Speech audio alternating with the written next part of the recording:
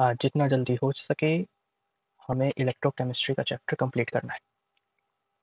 One of the most important chapter in JW syllabus और physical chemistry.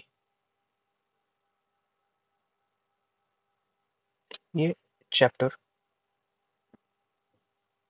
हर साल आना तय है, जेडब्ल्यू में कंफर्म है। ये चैप्टर कंफर्म है, ये लिख लेते हैं। तो let's start this chapter from resonance module, one of the best and one of the good chapter in JW. Let's start. तो शुरू करते हैं। सबसे पहले गैल्वेनिक सेल और इसका रिप्रेजेंटेशन कैसे होता है, इससे थ्योरी वाले सवाल बहुत बनते हैं। बैटरीज के बारे में है कि बैटरीज हमें रिक्वायर होता है to provide the electric current. Electric current provide करने के लिए हमें बैटरीज की ज़रूरत पड़ती है, वेदर टू स्टार्ट ऑटोमोबाइल्स या फिर किसी कैलकुलेटर, किसी डिजिटल वॉच, किसी रेडियो या किसी रिकॉर्डर को हमें अगर एनर्जी देना होता है तो हम लोग बैटरी से देते हैं। बैटरी का काम क्या होता है, ये inter conversion of chemical energy into electrical energy. Electrochemistry जो एक ऐसा चैप्टर है जो हमें बताता है कि केमिकल एनर्जी का इंटर कन्वर्जन कैसे किया जाए इलेक्ट्रिकल एनर्जी में। ध्यान देकर पढ़ना है। अच्छा ठीक है, लिखा हुआ बैटरी एक इलेक्ट्रोकेमिकल सेल है। हाँ, मानना पड़ेगा। क्यों? क्योंकि ये बैटरी का काम होता है किसी भी केमिकल एनर्जी को इलेक्ट्रिकल एनर्जी में चेंज करने का, जैसा लिखा हुआ है। अब इसमें पूछा गया है स्पॉन्टेनियस रिएक्शन होता है और एक नॉन स्पॉन्टेनियस होता है। स्पॉन्टेनियस जो खुद हो जाए, जिसको करने के लिए ज़्यादा पावर ना लगाना पड़े। नॉन स्पॉन्टेनियस जिसको कराने के लिए थोड़ा सा पावर अपना खुद का लगाना पड़ता है। तो स्पॉन्टेनियस और नॉन स्पॉन्टेनियस का ये तो हो गया डिफरेंस। अब आते हैं हम लोग इलेक्ट्रोकेमिकल सेल में। सेल क्या होता है? दो प्रकार के सेल होते हैं, ये सबसे इंपॉर्टेंट पार्ट है। दो प्रकार के, गैल्वेनिक, इलेक्ट्रोलाइटिक। एक गैल्वेनिक सेल होता है और एक इलेक्ट्रोलाइटिक होता है। अब गैल्वेनिक कौन सा सेल होता है? जो स्पॉन्टेनियस केमिकल रिएक्शन करे। स्पॉन्टेनियस मतलब जैसा कि अभी बताया, खुद से। इसे लिख भी लेते हैं। स्पॉन्टेनियस मतलब जो खुद से हो। तो गैल्वेनिक सेल में खुद से होता है रिएक्शन, ठीक है, उसमें किसी एक्स्ट्रा एफर्ट की जरूरत नहीं पड़ती। ये मोस्ट इंपॉर्टेंट चीज है। गैल्वेनिक सेल में खुद से होता है। Galvanic cell spontaneous chemical reaction, galvanic cell spontaneous chemical reaction. Electrolytic cell non spontaneous reaction, electrolytic cell non spontaneous reaction. Galvanic spontaneous, electrolytic non spontaneous. ये ऑप्शंस में पूछे जा सकते हैं। अब फंक्शन कैसे करता है ये सेल, इस पे आ चुका है। तो किसी भी इलेक्ट्रोलाइट में ना दो प्रोसेस होता है। एक प्रोसेस होगा ऑक्सीडेशन का, एक प्रोसेस होगा रिडक्शन का। अब भाई ये ऑक्सीडेशन क्या होता है और रिडक्शन क्या होता है? ऑक्सीडेशन मतलब इलेक्ट्रॉन को लूज करना। इसे भी लिख लेते हैं, बाद में काम आएगा समझने में।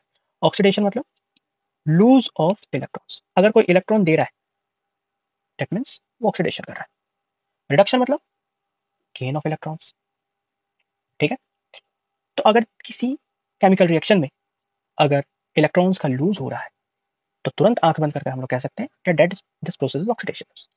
अगर किसी प्रोसेस में इलेक्ट्रॉन का गेन हो रहा है, सपोज कोई एलिमेंट है ए, वो पहले -1 चार्ज में था, लेकिन वो अपने अंदर इलेक्ट्रॉन गेन कर करके ये अपने अंदर A-3 का चार्ज ले आया। तो क्या बोलेंगे कि एक एलिमेंट जो -1 पे बैठा था वो -3 पे आ चुका है। दैट मीन्स उसमें नेगेटिविटी चार्ज बढ़ी है। नेगेटिविटी चार्ज बढ़ी है मतलब इसका रिडक्शन हुआ है। तो बेसिक डेफिनेशन में पता चल गया, ऑक्सीडेशन मतलब लूज ऑफ इलेक्ट्रॉन और रिडक्शन मतलब जस्ट अपोजिट ऑफ ऑक्सीडेशन मतलब गेन ऑफ इलेक्ट्रॉन्स। अब क्या होता, एक सेटअप बैठाया जाता है रॉड का। एक होता है एनोड, एक होता है कैथोड।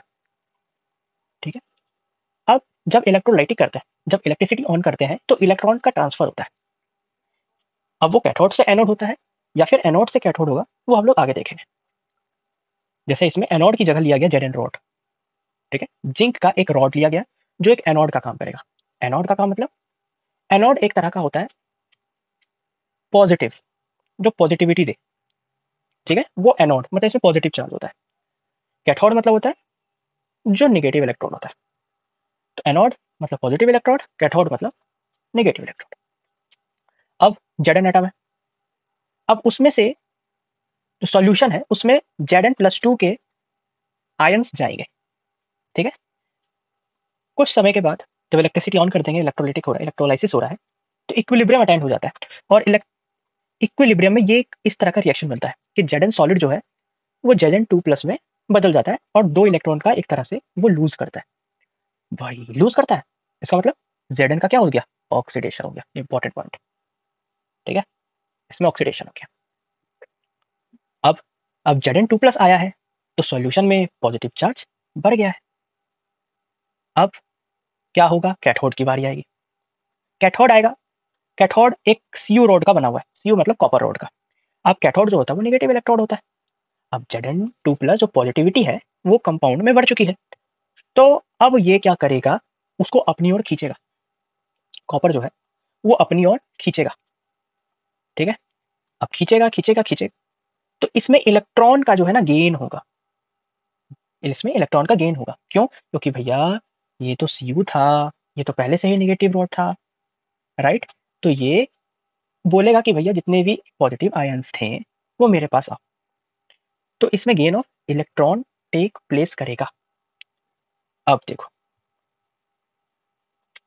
एनोड जैसा कि मैंने बोला नेगेटिव साइन हो जाता है, कैथोड पॉजिटिव साइन हो जाता है। बल्कि कैथोड एक नेगेटिव इलेक्ट्रोड होता है, बट ये अपने अंदर से इलेक्ट्रॉन निकाल निकाल कर ये पॉजिटिविटी में बदल जाता है। एनोड जो कि पॉजिटिव इलेक्ट्रोड होता है, वो इसके भेजे हुए इलेक्ट्रॉन को अपने अंदर ले लेता है एनोड, तो वो नेगेटिव साइन में बदल जाता है। यहाँ तक उतना इंपॉर्टेंट था नहीं, जो इंपॉर्टेंट था बता दिया कि ऑक्सीडेशन क्या होता, रिडक्शन क्या होता, और किस तरह से इलेक्ट्रॉन का ट्रांसफर होता है कैथोड से एनोड या एनोड से कैथोड, वो डिपेंड करता है। अब हमने क्या किया, एक सॉल्ट ब्रिज से दोनों को कनेक्ट कर दिया। अब इसमें भी सवाल बनता है सॉल्ट ब्रिज का क्या काम होता है, सॉल्ट ब्रिज का क्या काम होता है, तो ये आगे आता है। सॉल्ट ब्रिज क्या काम करता है, एक तरह का इक्विलिब्रियम क्रिएट करता है दोनों के बीच। ये एक जेल टाइप का होता है, यू शेप का होता है, ठीक है, और एक इनर्ट इलेक्ट्रोलाइट होता है। इनर्ट इलेक्ट्रोलाइट मतलब जो इक्वेशन, मतलब जो केमिकल इक्वेशन में या केमिकल रिएक्शन में सॉरी पार्टिसिपेट ना करे, उसे बोलते हैं इनर्ट इलेक्ट्रोलाइट। एनोड और कैथोड ये दोनों तो पार्टिसिपेट कर रहा है, एनोड में था Zn का, कैथोड में था Cu का। लेकिन ये जो सॉल्ट ब्रिज है ये जिसका भी रहेगा, ये एक जेल तरीके का होता है, जेल तरीके का, और वो एक इनर्ट इलेक्ट्रोलाइट होता है जो रिएक्शन में पार्टिसिपेट नहीं करेगा, will not take participate in reaction. तो ये भी लिख लो, salt bridge don't take part in reaction. अच्छा ठीक ठीक है, आगे ये कंप्लीट करता सर्किट को, क्योंकि सॉल्ट ब्रिज एक ब्रिज बनाने का काम करता है दो इलेक्ट्रोड्स के बीच में। तो ठीक है, दूसरा पॉइंट भी पता चला, ये सब पॉइंट पूछता है कि फंक्शन ऑफ सॉल्ट ब्रिज क्या क्या, एसर्शन रीजनिंग में पूछ सकता है, इंपॉर्टेंट है। तीसरा क्या है, एक लिक्विड जंक्शन पोटेंशियल को मिनिमाइज करने में काम करता है। चौथा क्या है, इलेक्ट्रिकल न्यूट्रलिटी बताता है, वही बताया था मैंने कि दोनों के बीच में एक ब्रिज की तरह काम करता है, ठीक है। पांचवा क्या है, अगर सॉल्ट ब्रिज को हटा दिया जाए वोल्टेज जीरो ड्रॉप हो जाएगा। क्यों, अरे बीच में कोई ब्रिज ही नहीं रहेगा तो कुछ ट्रांसफर ही नहीं होगा, ट्रांसफर ही नहीं होगा चार्ज का, तो वोल्टेज कहां से आएगा, देयर इज नो सर। तो ये तो हो गया। एक और इंपॉर्टेंट लाइन है ये, tube is filled with a paste of अगर अगर पाउडर। आता है सवाल कि सॉल्ट ब्रिज किस पाउडर से भरा हुआ रहता है, तो salt bridge is filled with a paste of अगर अगर पाउडर। ये इंपॉर्टेंट लाइन है। अब हमने पढ़ लिया सॉल्ट ब्रिज के बारे में भी कि क्या क्या फंक्शन होता है, हमने पढ़ लिया कैथोड और एनोड क्या होता है, किसमें ऑक्सीडेशन होगा किसमें रिडक्शन, ऑक्सीडेशन और रिडक्शन किसमें होगा, एनोड में जो होगा ऑक्सीडेशन होगा, कैथोड में जो होगा रिडक्शन होगा। तो अब तक 3 पॉइंट मैंने समझे हैं, वो पॉइंट नीचे रख लो। क्या, कि गैल्वेनिक सेल, ये शॉर्ट फॉर्म में लिखना है, आई होप समझ में आ जाए। गैल्वेनिक सेल स्पॉन्टेनियस रिएक्शन देगा, ठीक है। ऊपर से जब इलेक्ट्रोलाइसिस किया जाता है, इलेक्ट्रोलाइसिस किया जाता है तो एनोड में ऑक्सीडेशन होता है और कैथोड में रिडक्शन होता है, ठीक है। दूसरा पार्ट पता चल गया। तीसरा चीज हमने पढ़ा function and properties, function and properties of salt bridge के फंक्शनल प्रॉपर्टीज। ये एक तरह का ब्रिज का काम करता है। ये अगर अगर पाउडर से फिल्ड होता है, ये एक तरह से न्यूट्रलिटी मेंटेन करने के लिए काम आता है। इस तरह के काम है सॉल्ट ब्रिज के। ये एक इनर्ट इलेक्ट्रोलाइट होता है जो किसी भी केमिकल इक्वेशन में पार्टिसिपेट नहीं लेता। अब तक तो यहाँ तक भैया जी समझ आ गया कि क्या क्या पढ़ाई हुआ है, मतलब दिशा पता लग गया। अब चलते हैं डायरेक्शन ऑफ इलेक्ट्रॉन फ्लो।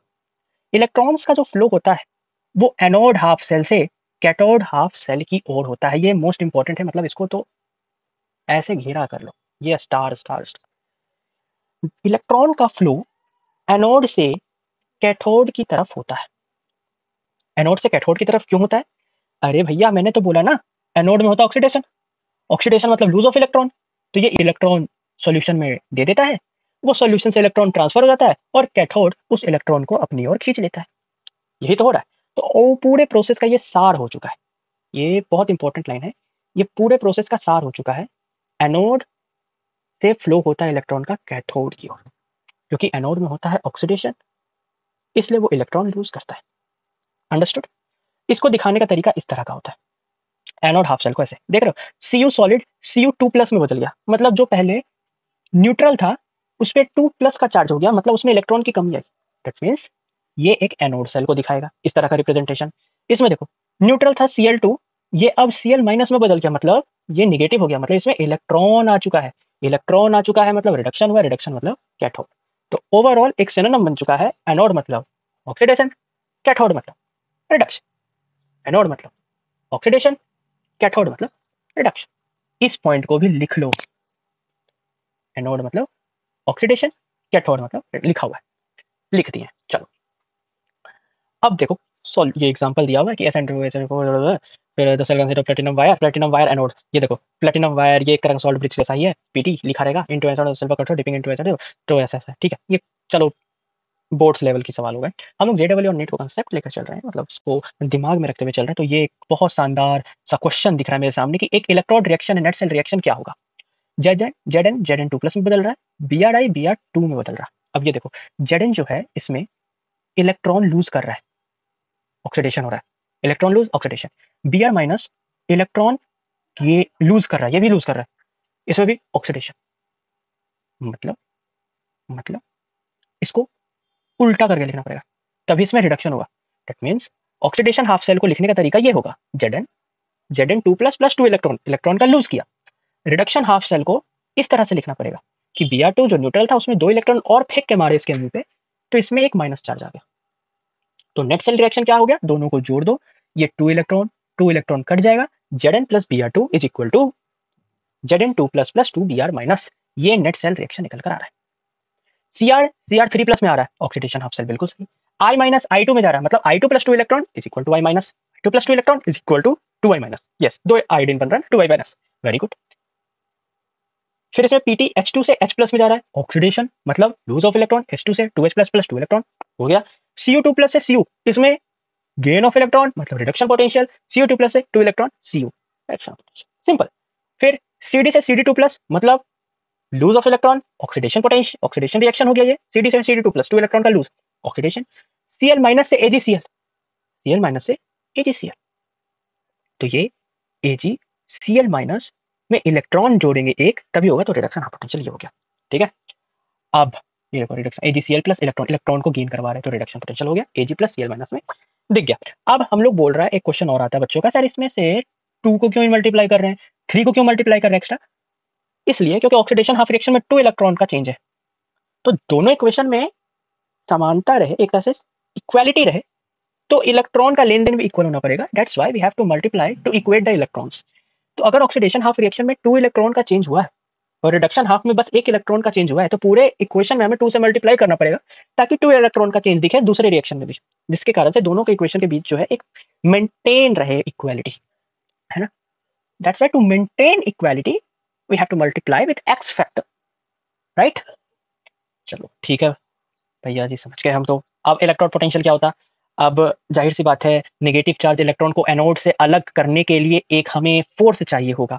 ऐसे ही तो नहीं जाएगा इलेक्ट्रॉन कैथोड से एनोड या एनोड से कैथोड, ऐसे तो नहीं जाएगा, ऐसे एनोड से कैथोड जाएगा इसमें। तो हमें एक एक्स्ट्रा फोर्स लगाना पड़ता है, वो फोर्स होता है इलेक्ट्रोमोटिव फोर्स, जिसको एक तरह से सेल पोटेंशियल भी कहते हैं। ये सेल पोटेंशियल और इलेक्ट्रोमोटिव फोर्स के कारण ही हमारा जो इलेक्ट्रॉन है वो कैथोड से एनोड की ओर ट्रांसफर होता है। चलो अब बढ़ रहा है कहानी आगे। हमने पढ़ा इलेक्ट्रोलाइसिस कैसे हुआ, 2 रोड डाले, एक कैथोड का एक एनोड का। उसमें मैंने देखा कि इलेक्ट्रॉन का फ्लो कैसे हो रहा है। फिर वो जब सेटअप किया था तो एक सॉल्ट ब्रिज भी लगाया था किसी साइंटिस्ट ने, तो हमने देखा कि उस सॉल्ट ब्रिज का क्या यूज होता है। अब पूरा ये सब समझने के बाद अब हम लोग इस मुद्दे पर आए हैं कि चलो इलेक्ट्रॉन एनोड से कैथोड की ओर जा रहा है, लेकिन किस फोर्स के कारण जा रहा है? कोई तो फोर्स होगा, तो वो फोर्स है इलेक्ट्रोड पोटेंशियल या फिर इलेक्ट्रोमोटिव फोर्स। अब इलेक्ट्रोड पोटेंशियल जो है डिपेंड करता है concentration of solution, nature of metal, nature of electrolyte और नेचर ये टेम्परेचर पे। तो पूछा जा सकता है, एसर्शन रीजन में बहुत शानदार क्वेश्चन बन सकता है इस साल भी कि इलेक्ट्रोड पोटेंशियल क्या डिपेंड करता है नेचर ऑफ इलेक्ट्रोलाइट में। ऐसा एसर्शन में पूछ सकता है या ट्रू फॉल्स में भी पूछ सकता है, तो तुमको बोलना पड़ेगा हाँ करता है। तो ये याद रखो कि इलेक्ट्रोड पोटेंशियल जो है वो डिपेंड करता है किसमें? कंसंट्रेशन में डिपेंड करेगा, नेचर ऑफ मेटल पे डिपेंड करेगा, नेचर ऑफ इलेक्ट्रोलाइट पे डिपेंड करेगा और प्रेशर और टेम्परेचर कंडीशन पे डिपेंड करेगा। ठीक है, ये इंपॉर्टेंट है, मतलब आ सकता है, बहुत अच्छा क्वेश्चन बन सकता है। Concentration of solution, nature of metal, nature of electrolyte, nature of concentration, nature of metal, nature of electrolyte and pressure temperature condition, इन चारों पे इलेक्ट्रोड पोटेंशियल डिपेंड करता है। आगे बढ़ते हैं। अब 2 तरीके का पोटेंशियल होता है, एक होता है ऑक्सीडेशन पोटेंशियल, एक होता है रिडक्शन पोटेंशियल, जिसको हम लोग बोल सकते हैं एसओपी स्टैंडर्ड ऑक्सीडेशन पोटेंशियल या फिर एसआरपी स्टैंडर्ड रिडक्शन पोटेंशियल। अब ये कहाँ बोला है भाई, ऐसा सवाल आता है ये किस चीज का नाम है? अगर पोटेंशियल में ऑक्सीडेशन रिएक्शन टेक प्लेस कर रहा है तो उसको एसओपी बोलेंगे। अगर किसी पोटेंशियल में रिडक्शन हाफ रिएक्शन हो रहा है तो उसको रिडक्शन पोटेंशियल बोलेंगे। 2 तरीके का सेल हमने पहले पढ़ा है पिछले 2 स्लाइड में, एक रिडक्शन पोटेंशियल सेल होता है, ऑक्सीडेशन पोटेंशियल सेल होता है। तो उसी का पोटेंशियल इलेक्ट्रोड में ऑक्सीडेशन पोटेंशियल कहलाएगा, रिडक्शन पोटेंशियल क्या कह दिया हम? 2 तरीके का सेल था, एक ऑक्सीडेशन का हाफ सेल था, एक रिडक्शन का हाफ सेल था। तो उस सेल का पोटेंशियल को बोलेंगे ऑक्सीडेशन पोटेंशियल और रिडक्शन वाले हाफ सेल को बोलेंगे रिडक्शन पोटेंशियल। ये जो बोल्ड अक्षरों में लिखा गया है, मतलब ये तो है घोर के पीने वाली बात। मतलब इतने क्वेश्चन इससे बनते हैं हर साल, मतलब कोई कहना नहीं है। मतलब नीट और जेडब्ल्यू वाले इसको जो है ना मजाक बना रखे हैं इसका। जिसका ऑक्सीडेशन पोटेंशियल जितना ज्यादा होगा वो उतनी अच्छी तरह ऑक्सीडाइज हो सकता है। अरे मतलब फिर से जितना ज्यादा ऑक्सीडेशन पोटेंशियल मतलब एसओपी, उतना ज्यादा वो अपने आप को ऑक्सीडाइज करेगा। ठीक है, ठीक है, मतलब अपने आप को ऑक्सीडाइज कर रहा है, इसका मतलब दूसरे को रिड्यूस कर रहा है। हाँ, दूसरे को रिड्यूस कर रहा है। फिर से जितना ज्यादा ऑक्सीडेशन पोटेंशियल उतना अच्छा वो ऑक्सीडाइज होगा। याद रखो, जितना ज्यादा ऑक्सीडेशन पोटेंशियल उतना ज्यादा वो ऑक्सीडाइज होगा, जितना ज्यादा रिडक्शन पोटेंशियल उतना ज्यादा वो रिड्यूस होगा, जितना ज्यादा ऑक्सीडाइजिंग पोटेंशियल उतना ज्यादा वो ऑक्सीडाइज होगा, जितना ज्यादा रिडक्शन पोटेंशियल उतना ज्यादा वो रिड्यूस होगा। अब ये याद कर लिए ना, इतना ज्यादा ऑक्सीडाइज करेगा नहीं, जितना ज्यादा ऑक्सीडाइज होगा। बाद में कंफ्यूजन होगा, तो लिख लेता हूं यहां पर कि जितना ज्यादा ऑक्सीडेशन पोटेंशियल उतना ऑक्सीडाइज होगा होगा इतना ज्यादा ऑक्सीडाइजिंग पोटेंशियल उतना ज्यादा खुद ऑक्सीडाइज होगा, मतलब दूसरे को उतना अच्छा वो रिड्यूस करेगा। ठीक है, ठीक है, ठीक है, समझ गए। अब बोला गया है रिडक्शन हो रहा है, ध्यान से देखो रिडक्शन हो रहा है। इतना तो नहीं देखना था, 1 मिनट एरेज करो इसको। क्या ही कहें,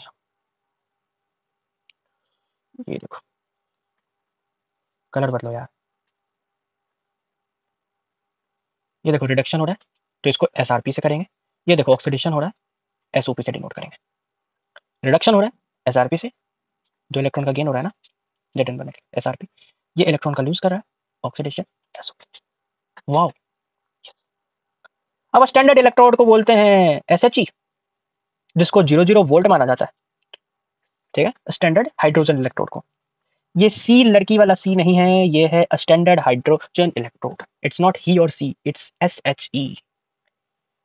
इसका इलेक्ट्रोड पोटेंशियल हम लोग 00 मान के चलते हैं। ये एक तरह का एक सेट कर दिया गया है लिमिट कि एस एच ही रहेगा, तो 0 वोल्ट मानेंगे।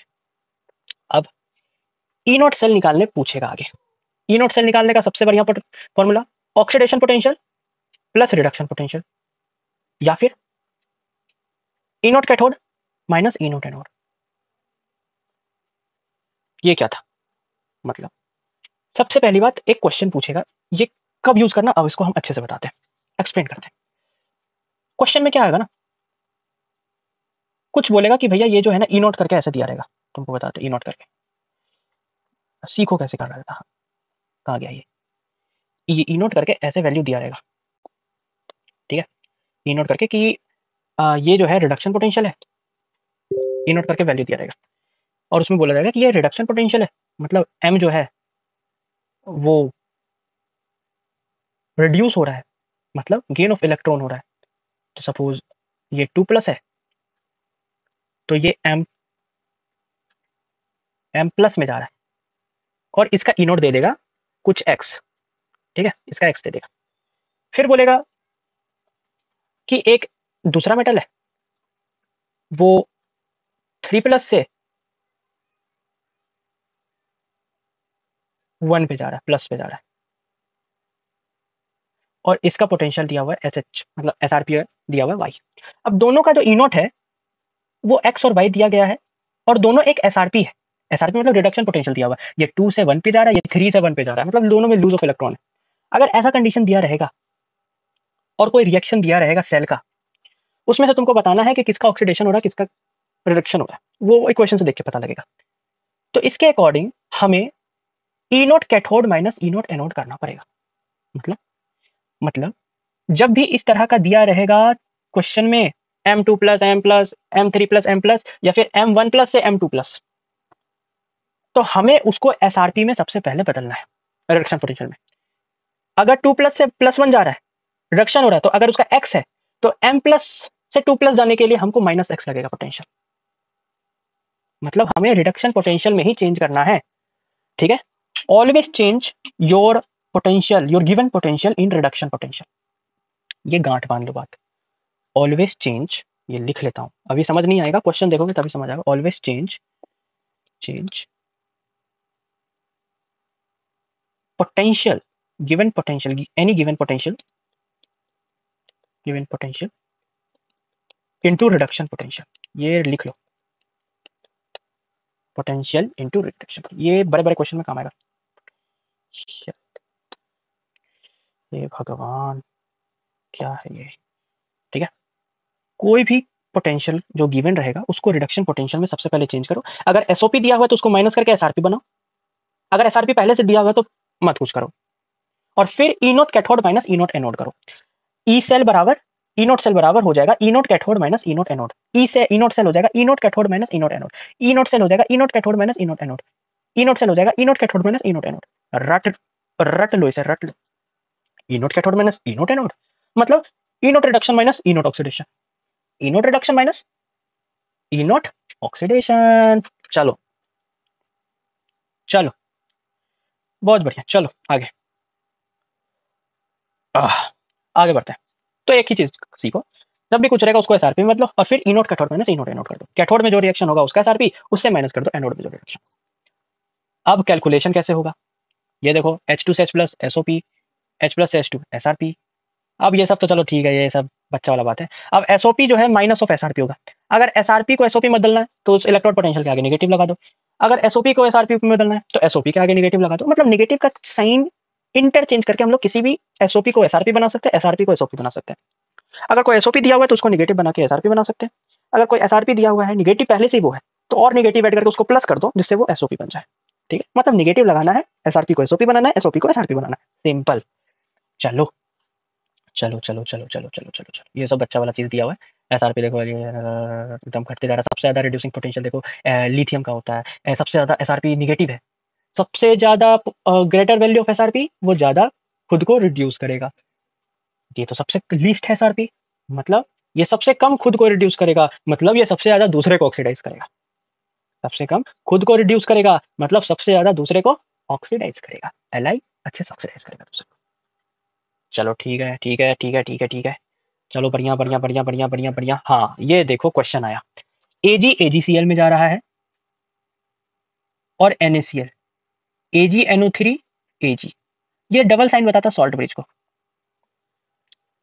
पहले बोला हाफ रिएक्शन एनोड में क्या हो रहा है, एनोड मतलब ऑक्सीडेशन, ऑक्सीडेशन। अच्छा ये देखो, AgCl सॉलिड था, वो NaCl में बदला है ना, जिसमें प्लस माइनस, और कैथोड में हो गया रिडक्शन, ये AgNO3 -2 से ये 0 पे बदला है।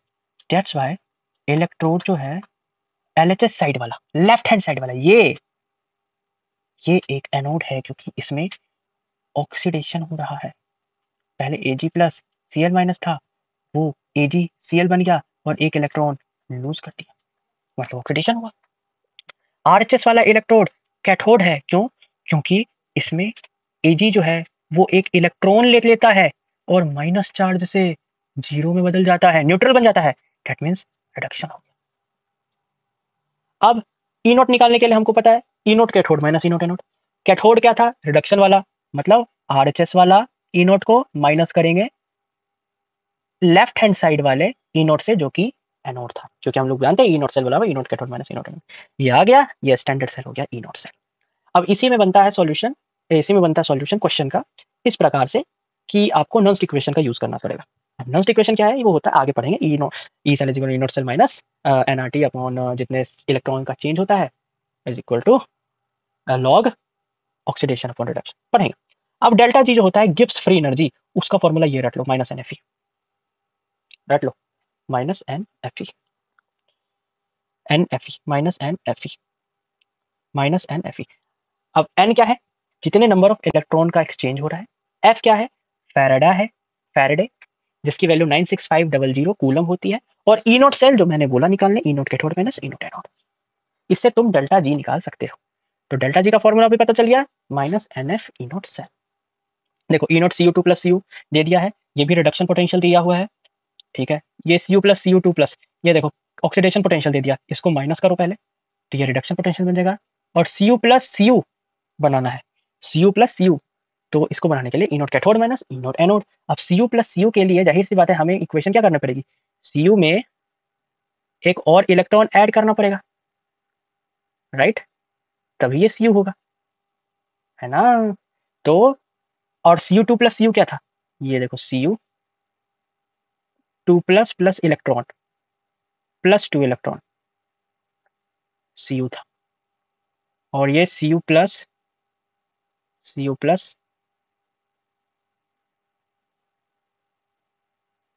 Cu2+2 इलेक्ट्रॉन लूज करता है, सॉरी एक इलेक्ट्रॉन लूज करता है, क्या कर रहा हूँ, एक इलेक्ट्रॉन लूज करता है प्लस Cu2+, ये देखो Cu2+ बनाता है। अब जाहिर सी बात है इस इक्वेशन को बनाने के लिए हमें ये और ये इक्वेशन, दोनों इक्वेशन में ना एडिशन करना पड़ेगा, मतलब इसका डेल्टा जी निकालने के लिए हमको delta G1 plus delta G2 करना पड़ेगा, वही किया गया है, -2 Fe naught cell minus F E naught cell minus F E naught 3, equation कर दो, माइनस माइनस कैंसिल कर दो, प्लस हो जाएगा। अब E नॉट 1 दे दिया है 0.337, E नॉट 2 दे दिया है 0.153, कर दो, E3 निकल कर आ जाएगा, सिंपल है, ये सिंपल सा फॉर्मूला पे बसा हुआ था, minus N F E naught cell. तो आज के लिए हम गिब्स एनर्जी तक ही रखते हैं, कल हम लोग स्टार्ट करेंगे नॉन्स्ट इक्वेशन से, जो कि बहुत इंपॉर्टेंट सेक्शन है इलेक्ट्रोकेमिस्ट्री का। लगभग हर एक शिफ्ट में, हर एक साल में नॉन्स्ट इक्वेशन, अगर इलेक्ट्रोकेमिस्ट्री का सवाल आ रहा है तो नॉन्स्ट इक्वेशन से सवाल पक्का रहता है। तो one of the important chapter, Nernst equation के लिए जितनी सारी जानकारी चाहिए वो सब हम लोगों ने पढ़ लिया आज। सबसे पहले फिर से रिकैप कर लेते हैं कि सबसे पहले हमने पढ़ा कि भैया इलेक्ट्रोलाइसिस कैसे होता है, एनोड में होता है ऑक्सीडेशन, कैथोड में होता है रिडक्शन। ऑक्सीडेशन पोटेंशियल जितना बढ़ेगा जिसका, मतलब एसओपी की वैल्यू जितनी ज्यादा पॉजिटिव होगी, मतलब वो उतना ज्यादा खुद को ऑक्सीडाइज करेगा, एसआरपी जितना ज्यादा पॉजिटिव रहेगा, मतलब वो खुद को उतना ज्यादा रिड्यूस करेगा, खुद को उतना ज्यादा रिड्यूस करेगा। दूसरा पॉइंट, तीसरा पॉइंट, हम लोग सॉल्ट ब्रिज की फंक्शन समझ गए कि अगर अगर पाउडर से फिल्ड होता है, एक तरह से न्यूट्रलिटी बनाता है, ठीक है, तो और इनर्ट इलेक्ट्रोलाइट है, मतलब वो केमिकल रिएक्शन में पार्टिसिपेट नहीं लेता। तो ये 3 पॉइंट हो गए। चौथा पॉइंट क्या पढ़ा हमने कि इलेक्ट्रोड एसएचई मानते हैं, जिसका 0.00 वोल्ट मानते हैं, ये एक स्टैंडर्ड हाइड्रोजन इलेक्ट्रोड होता है। 5वां पॉइंट पढ़ा कि हमें इलेक्ट्रॉन के फ्लो के लिए एक फोर्स चाहिए होता है जिसको हम लोग बोलते हैं इलेक्ट्रोड पोटेंशियल बोलते हैं, ठीक है, इलेक्ट्रोड पोटेंशियल बोलते हैं, जिसमें वही एसआरपी एसओपी होता है। छठा पॉइंट हम लोगों ने पढ़ा सेल पोटेंशियल कैसे निकालते हैं, ई नोट सेल अगर निकालना है तो ई naught cathode minus E naught anode करना पड़ेगा, और जो भी ई naught cathode minus E naught anode कर रहे हैं तो इन दोनों में ई नोट जो होगा वो एसआरपी की वैल्यू होगी, एसआरपी की वैल्यू अगर एसओपी की वैल्यू दी होगी तो उसको निगेटिव करके एसआरपी बनाना पड़ेगा, लेकिन एसआरपी वैल्यू बनाना पड़ेगा तब जाके ई naught cell E note minus E naught cathode minus E naught anode निकालेंगे। बाद में हम लोग गिब्स एनर्जी में आते हैं डेल्टा जी, जिसका फॉर्मूला होता है minus N F E naught cell, जो ई नोट सेल हम लोग E naught cathode minus E naught anode बोल रहे थे वो उसमें से निकलता है, minus N F E naught cell. N जो होता है नंबर ऑफ इलेक्ट्रॉन एक्सचेंज होगा, कितने इलेक्ट्रॉन का एक्सचेंज हो रहा है। एफ जो है वो फैराडा है, 96500 कूलम जिसका ये रहता है वैल्यू रहता है। ई नोट सेल क्वेश्चन में दिया रहेगा, अब वो एसआरपी होगा एसओपी होगा क्वेश्चन वाला जाने, ठीक है। जब भी डेल्टा जी निकालेंगे ये देखेंगे, रिएक्शन लिखेंगे, फिर देखेंगे कि दो रिएक्शन को ऐड करके जो तीसरा रिएक्शन पूछा है वो आ रहा है, या दो रिएक्शन को सब्ट्रैक्ट करके जो तीसरा रिएक्शन जो पूछा गया वो आ रहा है, तो उस हिसाब से फिर delta G one delta G two add करेंगे या सब्ट्रैक्ट करेंगे। तो इससे हमें गिब्स फ्री एनर्जी का भी आइडिया हो गया। तो हम लोगों ने यहाँ तक अभी तक पढ़ लिया है।